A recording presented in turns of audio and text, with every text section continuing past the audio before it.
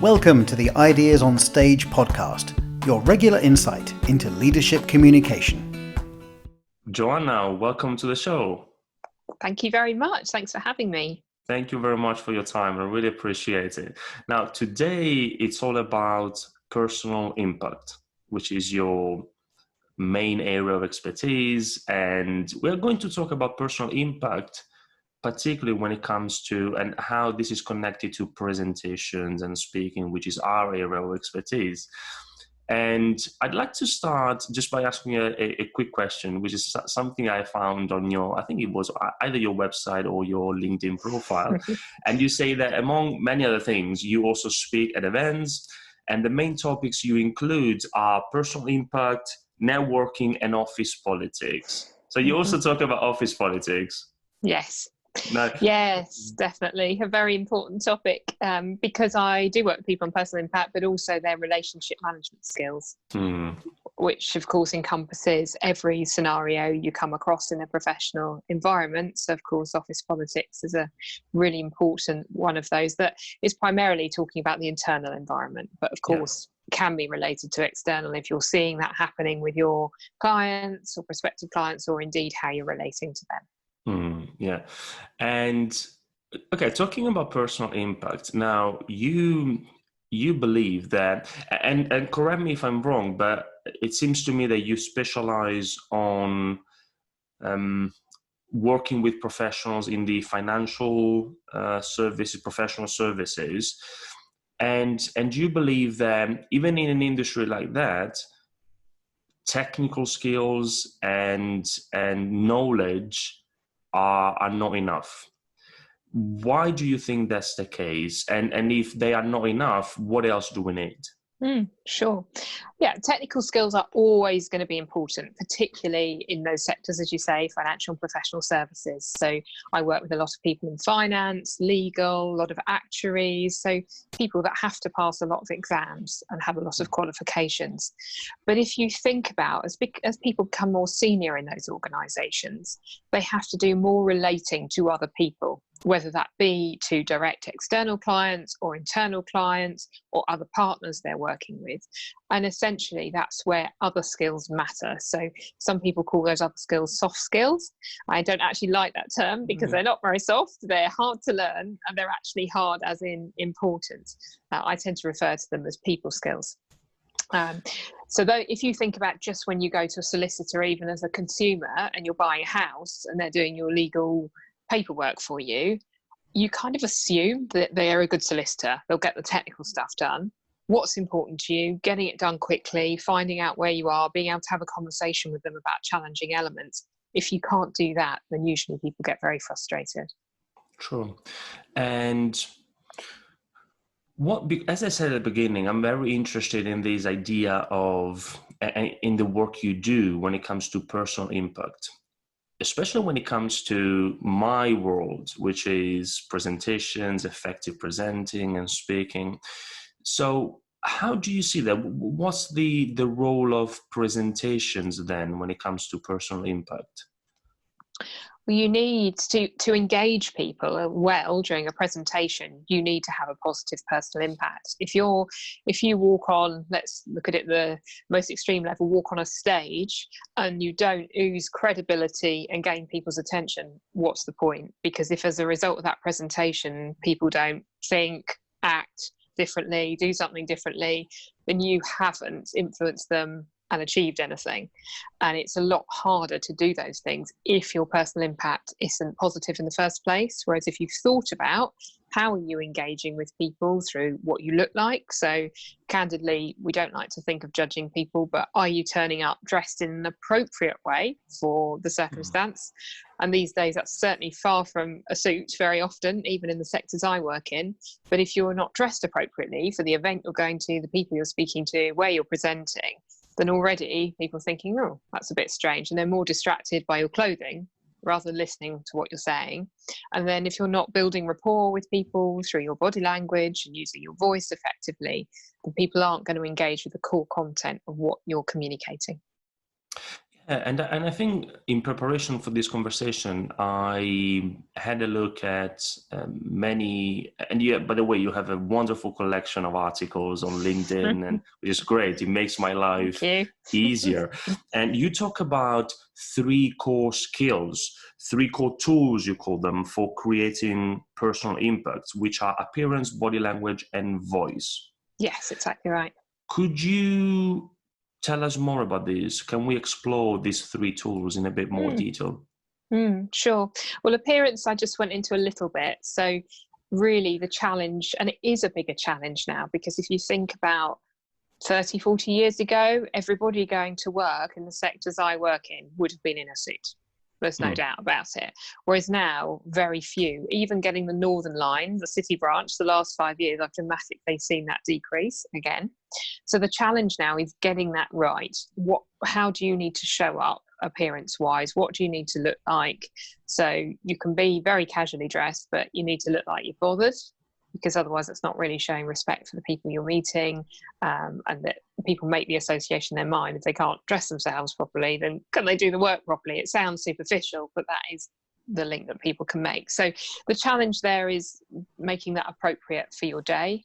So whether that might be a suit if you're seeing a certain type of client, or it might be something far more relaxed. So if you are a lawyer, for instance, and you're working maybe with the media, IT sectors, you're probably going to be dressed in a far more relaxed way to if you're working with finance clients. So appearance is a sort of get that right, tick it off element. And a lot of my work originally started doing in-depth work with people on how they could show up in the best possible way for them. So I still think it's a very important one, but it's only part of the puzzle. And then body language, how you use that to own your space, to look confident, to welcome other people in, to build rapport, to make people want to engage with you. So all those things such as posture, eye contact, gestures, how do you use all of those effectively to convey yourself, engage with others, but also to have the skills to read those so you can read other people and see what you need to do to engage them a bit further. And then finally, voice, and several elements to voice. So volume, intonation, pace, enunciation. And I think the biggest challenge I see with even senior leaders on their voice is the pace at which they speak. I don't know if you see this in your work as well, but people often speak far too fast. They forget that they're often giving new information, and so the people listening need some time to take it in. And I think that speaking fast can have different routes. It might be they're nervous, so they just don't think about it, want to get it out. They're not giving value to what they're saying, so they're just saying, oh, it's this again, say it quickly. Or it can be a sign of arrogance as well, that, you know, look at me, I'm so great, I know stuff, I can speak quickly, but it's not good for effective communication. So work with people on that. I also have voice coaches that I bring in if people need more in-depth support with that area. And are there, on this particular point, voice, are there any, in addition to what you've just said, any other ways that perhaps we can use, any tips, anything you have in mind for us to be able to increase the verbal impact, particularly when it comes to business, in a business context, in business meetings? Anything that comes to your mind? The first thing to do is to get feedback on how your voice, and in fact those other elements, come across. So particularly when I'm working with private clients, I do two things. I give them my feedback, but I often don't do that until I've asked them to think about the elements for themselves, and also to get feedback from trusted colleagues at work. Because ultimately, I don't see those people in how they really show up at work. I see them in a meeting with me, and maybe they're more or less nervous or different. So I do get them to go and get that feedback and ask quite specific questions of people that experience them in presentations, meetings, more informal meetings, general catch-ups, just to see what people observe about them. So then we're working on the real specifics of what's necessary for them. Because very often I have clients come to me and they'll say they middle senior level people, and so they've had good careers and still do have good careers, but very often they've had some feedback that's their boss or other person in the organisation has said, you need to work on this. And sometimes that feedback's really vague. So someone will come to me and say, oh, my line manager says I need to work on my presence. Okay, we've all got a sense of what presence means, haven't we? They have, I have, you have, etc. But actually, what does their particular line manager mean by that? Because that could be very specific. It could mean something around one of those 3 tools. It could be a specific scenario.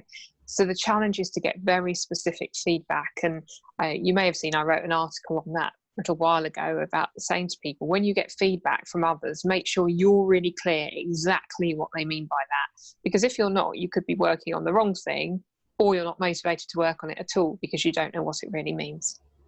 And on this point, do you do that in any particular ways? And if any of my questions doesn't lead to anything, no problem at all, but I'm just curious now, do you do anything in particular to be able to get a very specific and useful feedback from people? Any particular questions maybe that you ask? I say to people the questions they should ask others are things, start general. So what impact do you think I have in meetings? But then you don't want to lead people, but you need to help them out and make that real. So as that person starts to answer, you could give them a few more guidelines or examples of things to think about. And the key is that they come out able to tell me very clearly, oh, well, my line manager gave this example of in a meeting with X client, I did this and they felt the problem with that was, because then we're working on a real life scenario, but working on lifelong career skills. So using real life examples to generate, well, what could you have done differently?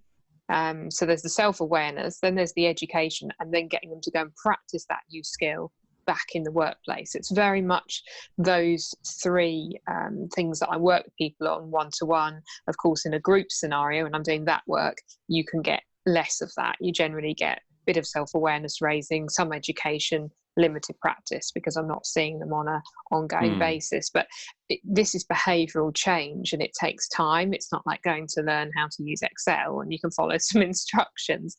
It takes time to change these behaviours. So another piece of advice I always give people is don't try and work on too many things at once.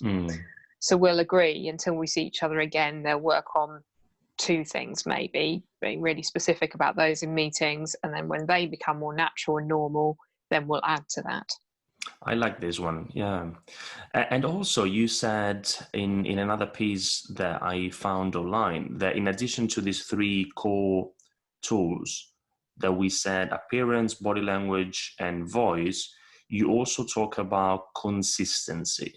You say there is another thing that you need to have, which is consistency. And of course, I understand what consistency is. Could you give us your view and explore that in a bit more detail? What I mean by that is people knowing what to expect from you, how you deliver work, how you typically respond. But that doesn't mean you don't also need to be flexible. So you, of course, do need to flex your style to different people. I'm reading a fascinating book at the moment, which is, you would have heard of loosely in terms of disc analysis, but this one, Surrounded by Idiots, talks about different types of people. So of course we do need to work out how to communicate to others, because if we just communicate in our own style all the time, then that's not going to hit everybody. But there is a consistency in people knowing that when I go and talk to Joanna, she's not going to fire off the handle, she's going to respond in this way, she's X, Y, Z. And so on that note, I get people to work on their personal brand. Again, don't like the term personal brand at all. I know what you mean, yeah. But if you think about, we all buy brands because we've got an association with them. It's not necessarily always it's the best product in the market. There's just something about that brand we think suits us. So it's getting people to think, what do I want people to say about me when I'm not in the room? It's that sort of feels. And what I try and do with people is get them to distill that to 3 words. So no great brand statement, because a sentence can be quite meaningless. But if we get people to think about 3 words that then every time they've got a decision to make, an action to take, they can think, does this back up my 3 words, i.e. help me be consistent?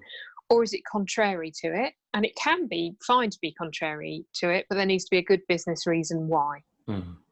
So the 3 words we go about, so I've got some exercises I give people to do to think about that for themselves. Again, ask other people for feedback. Some clients just come up with them straight away once we've had a bit of a discussion about them. But centering around those 3 words, and if you share one of mine, is approachable. Because if I'm not approachable in my job, no one is going to talk to me about their deepest, darkest career challenges and what they're struggling with. And in groups, people aren't going to share either. So that's really important to me, to keep that consistency of being approachable whilst I interact with people. Any particular reasons why 3? I think 3 is easy to remember. Yeah. 2 is a bit limited. Those reasons, really. I think we can all remember 3 things, can't we? It's true. No, I was asking because it's one of the pieces Power of advice. 3, is it? Yeah, the rule of 3. It's a very powerful rule in communication. I was just curious. Yeah, and I love this title. What was it? I wrote it here, Surrounded by Idiots. I love the title of that book. It's very good. And do you know, I've seen 2 other people on the tube reading that book in the last week as well as me. I think that's what happens also, isn't it? That when you start doing something, or maybe when you buy a new car, then from the day after, you see that car everywhere. Isn't that true? Yeah, that is true. I don't know what that's called. There must be a name for that theory. Yeah, me neither. Yeah. Okay. Joanna, I also wanted to ask you, isn't it true that lots, and I don't know whether you see that as well, but it seems to me that lots of professions, regardless of their experience and experience level within a certain organization, often if they can, they avoid presenting. So question for you is, do you see that as well in your work? And if that's the case, where does that come from? Why do you think that's the case? Yeah, I see this loads, and I think it's really career limiting, because it holds people back fundamentally from taking opportunities that help gain them exposure, that help them to get promotions, to be seen. I'm working at the moment actually with an accountancy firm partner, and she has been a partner for a while. She made a lateral move to a different firm, and she had avoided presenting her whole career. But in the new firm she's in, she needs to present, because she needs to present internally to raise awareness of what they're doing so that they can cross-sell to other parts of the practice. And she needs to run marketing seminars externally as well. So I've been working with her on that. And what do I think's behind it? Is she just really fearful? She's centre of attention, not sure what to do, doesn't think she's very good at it. I don't think she's ever had some horrendous experience. I think most people, you probably find this as well with your area of expertise, they just have a fear of being centre of attention in front of everyone with all the spotlight on them. Yeah. So that's what I put it down to. I mean, some people clearly have had a distinct negative experience, but...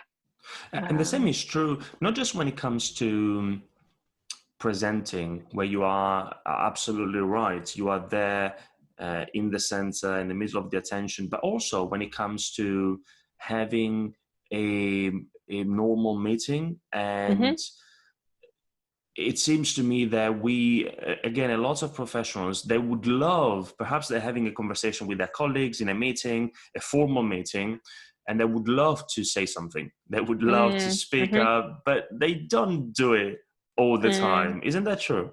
Yeah, it's really true. Yeah, in meetings, I think they often don't feel there's space. It's hard to get the airtime. So I work with people on the skills to do that. And also they just think, well, I'm not sure what I have to say is valuable. The other place actually where I think people are even more fearful is networking.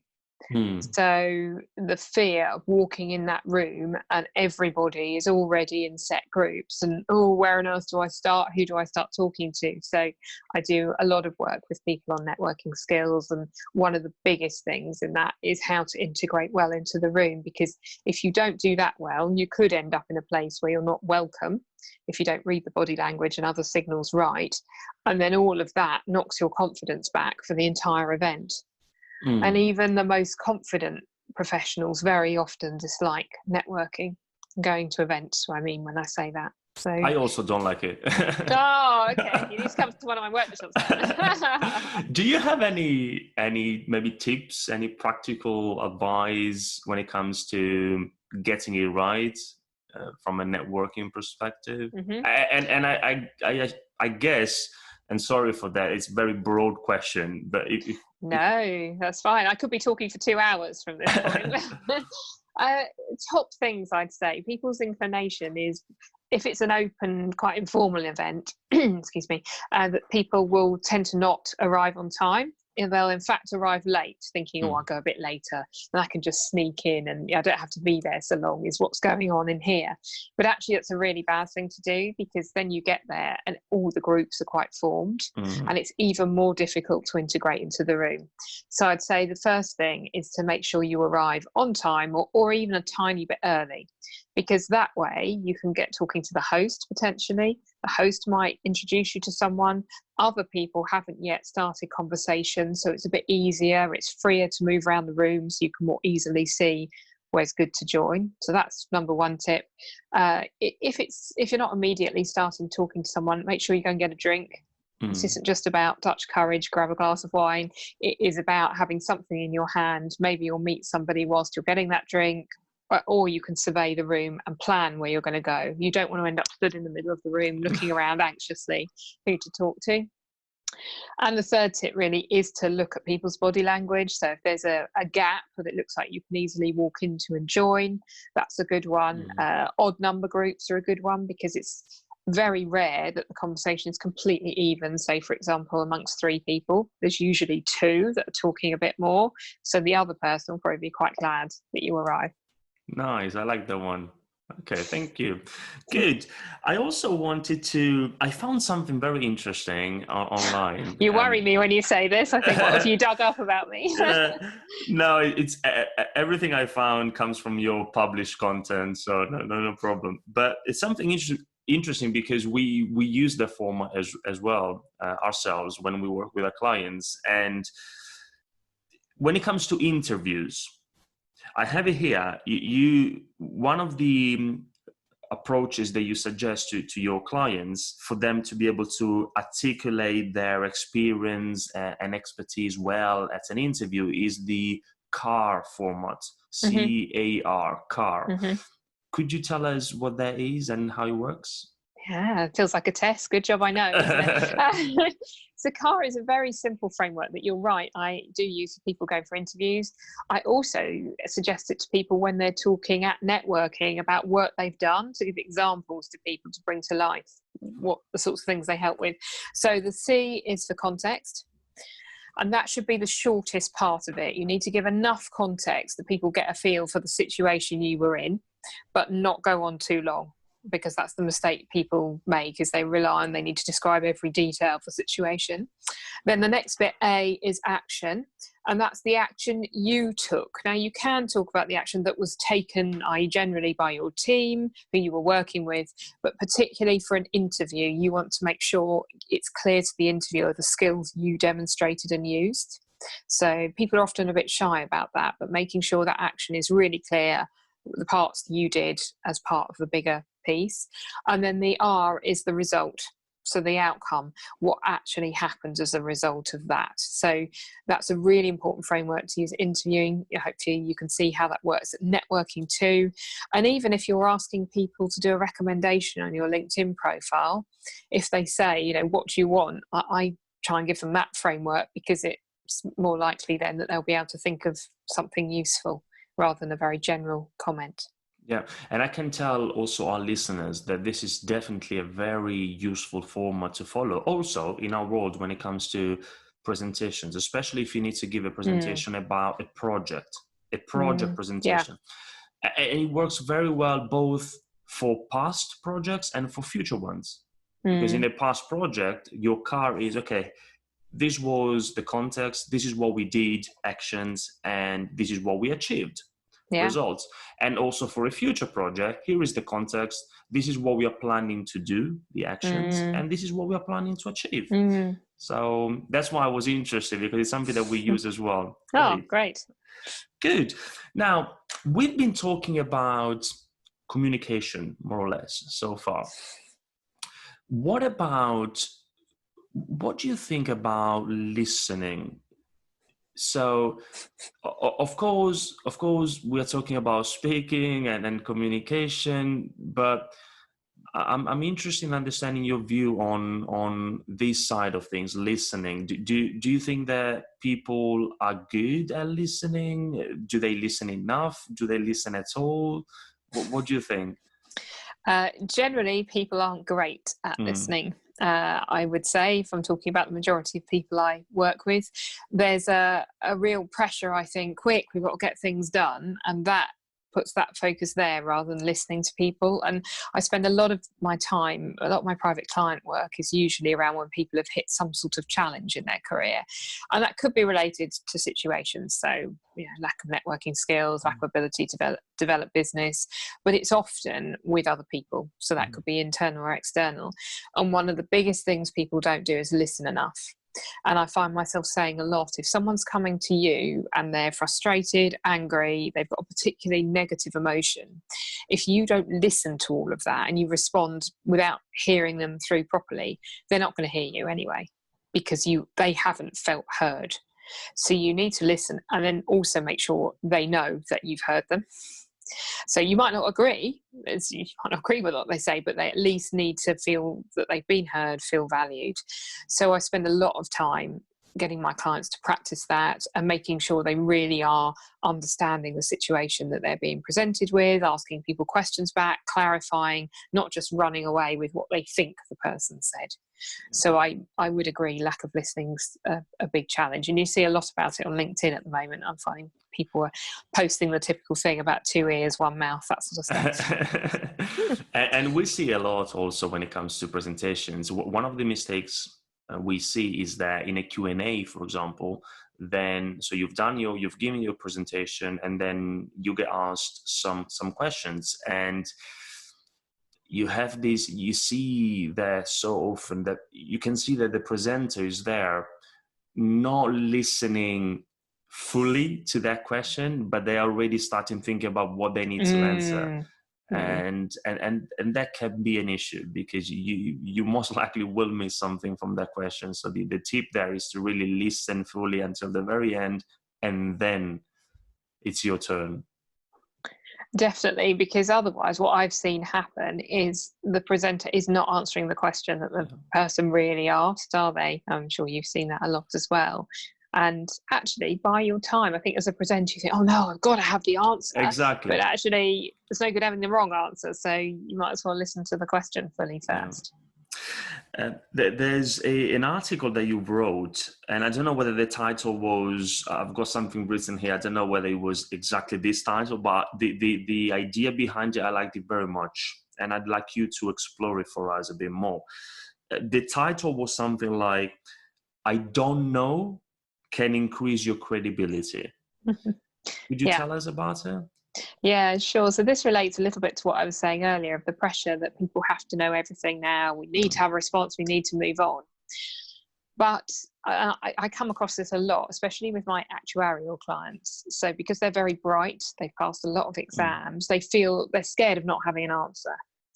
But actually, to not have an answer, you obviously don't want to not have an answer all the time, but it's an opportunity to build the relationship further. Because say your client asks you a question in a meeting and you don't know, well, A, it's not good to make something up, because that could be completely wrong and you'll regret it later.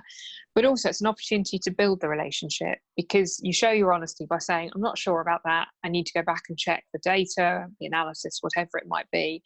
It's an opportunity to build a relationship, because then you can say, I will come back to you by the end of tomorrow with an answer.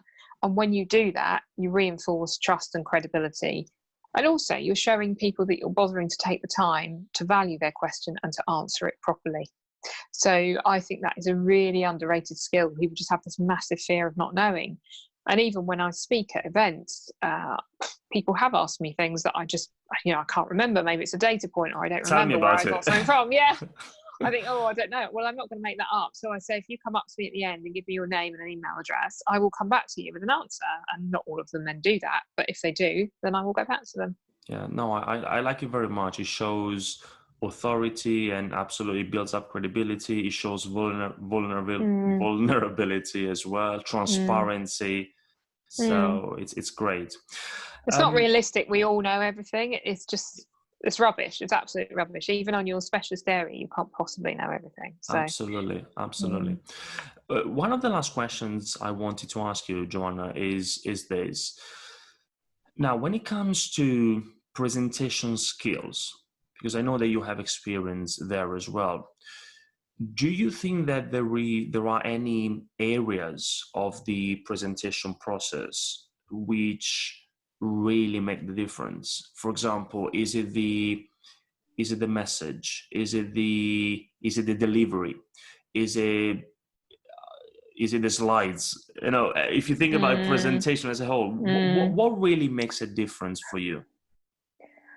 I'm going to fudge my answer a bit because I do think it's a combination of all those things. There's the initial impact when you appear, because as I said earlier, if you don't get credibility and get people's attention in that moment, then you've lost a lot of it. There's thinking about with your slides, what is your key message on each slide? If you don't have one, it's just going to go into a blur and people will stop listening. What that slide actually looks like, so it shouldn't be death by PowerPoint.